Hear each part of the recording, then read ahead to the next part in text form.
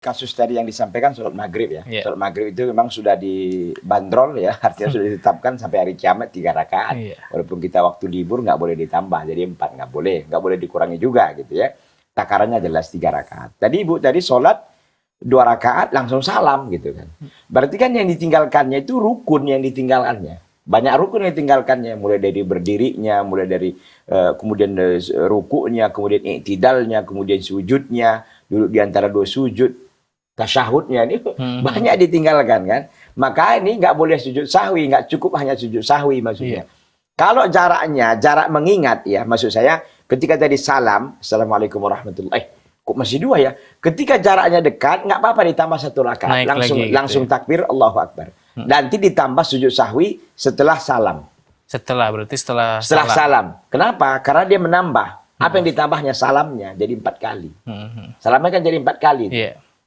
Gitu kan. Karena dia salam tadi ini, itu di dalam hadis Nabi SAW ketika itu kan Nabi sholat zuhur, lalu setelah sholat zuhur 2 rakaat. Assalamualaikum warahmatullahi, assalamualaikum warahmatullahi. Ada namanya Dzul Yadain. Dzul Yadain itu artinya apa ya?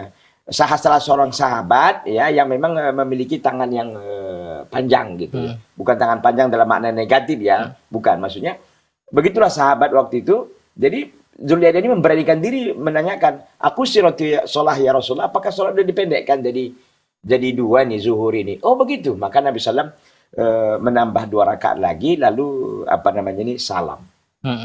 Salam apa namanya ini sujud sahwi dulu, baru salam.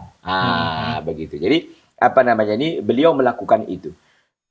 Artinya ada kasus di zaman Rasulullah SAW. Intinya bahwa ketika tadi itu masih dekat jaraknya, ya bukan ada 1 jam berlalu, 1 jam berlalu baru ingat ya, nggak harus diulang dari awal lagi gitu. Atau setengah jam, pokoknya yang jarak yang dianggap sudah ini ya, sudah jauh lah, lama gitu. Tapi kalau tadi sebentar aja, langsung aja tambah 1 rakaat lagi, kemudian apa namanya tasyahud, salam langsung baru sujud sahwi. Kenapa? Karena sujud sahwinya ditambah setelah dia selesai. Gitu. Jadi setelah salam, assalamualaikum warahmatullahi, sujud 2 kali sujud sahwinya. Seperti yang dikatakan tadi dalam hadis Rasulullah SAW, hadis Dzul Yadain tadi.